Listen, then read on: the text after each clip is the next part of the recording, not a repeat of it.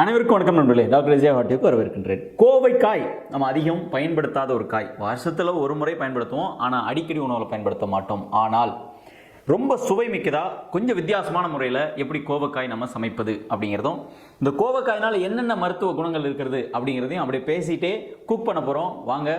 இதுதான் கோவைக்காய். பெரும்பாலானவங்களுக்கு தெரிஞ்சிருக்காது, சிலவங்க பார்த்துருக்கலாம். ஊர்களில் வேலி ஓரங்கள்லாம் இருக்கும், இப்போ மார்க்கெட்டில் சந்தைகளில் கிடைக்குது. அதிகம் பயன்படுத்தாத ஒரு காயாக இருந்தாலும் நிறைய மருத்துவ குணங்கள் உடையது. அதாவது செய்யும் பொழுது பொடிப்பொடியாக நறுக்கோங்க, சில நேரங்களில் குறுக்கு வாட்டில் கூட நீங்கள் வெட்டிக்கலாம்.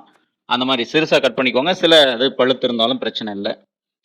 இப்போ நான் வாங்கினது பழுத்து இருந்தது, 1-2 அப்படி இருந்தாலும் தூக்கி போட வேண்டாம். கட் பண்ணிவிட்டு ஒரு கடாயை வைத்து கொண்டு அதில் சிறிதளவு சூடு ஏறினோடனே சிறிதளவு எண்ணெய் ஊற்றவும். உங்களுக்கு தேவையான அளவு எண்ணெய் பயன்படுத்துங்க.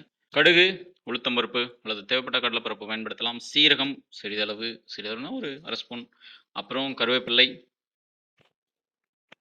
கொஞ்சம் மிளகாய் பொடி, கரம் மசாலா வீட்டில் அரைத்தது.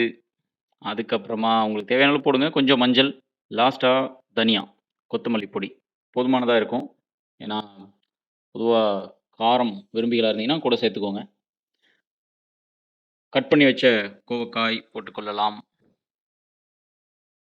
பொதுவாக கோவைக்காய் வருஷத்தில் ஒரு நாள் அப்படி ஏதாவது ரேராக எப்படி தான் இருக்குன்னு ட்ரை பண்ணி பார்க்கலாமே அப்படின்னு நம்ம வாங்கியிருப்போம். ஆனால் ரெகுலராக காய்கறிகள் வாரம் வாரம் காய்கறிகள் எப்படி கேரட், பீட்ரூட் அப்படியெல்லாம் வாங்குகிறோமோ அந்த மாதிரி வாங்கியிருக்க மாட்டோம். பட் இனிமேல் நம்ம வியூவர்ஸ், சப்ஸ்கிரைபர்ஸ், பின்தொடர்பாளர்கள், பாட்டிமார்கள் எங்கே கோவக்காய் வச்சுருந்தாலும் வாங்கி பயன்படுத்துங்க. சர்க்கரை வியாதிலாம் இருந்தது அப்படின்னா வாரத்தில் 2 நாள் 3 நாள் கூட யூஸ் பண்ணலாம்.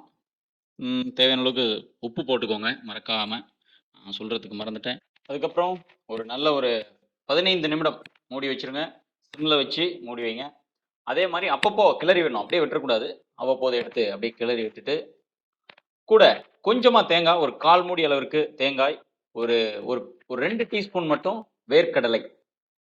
இது எதுக்காக அப்படின்னா, இதை வந்து அரைச்சிட்டு விழுதுகளாக்கிட்டு அதை நல்லா வெந்ததுக்கு பிறகு, காய் ஓரளவுக்கு 50% வெந்ததுக்கு பிறகு இந்த நம்ம அரைத்து வைத்த தேங்காய் மற்றும் வேர்க்கடலை விழுதை வந்து சேர்க்கவும். இது எதுக்காகனா உங்களோட டேஸ்ட் அதிகப்படுத்தும், பொருளோட சத்தை இன்னும் அதிகப்படுத்தும், எண்ணெய் சத்து அதிகப்படுத்தும். ஸோ இது ஒரு மெத்தட் டைப். ஆனால் சிலவங்க நீங்கள் தேங்காய் வேர்க்கடலை எனக்கு வேண்டாம்னு நினச்சிங்கன்னா வெறும் காய் அப்படியே சாப்பிடலாம், ஒன்றும் தப்பே இல்லை.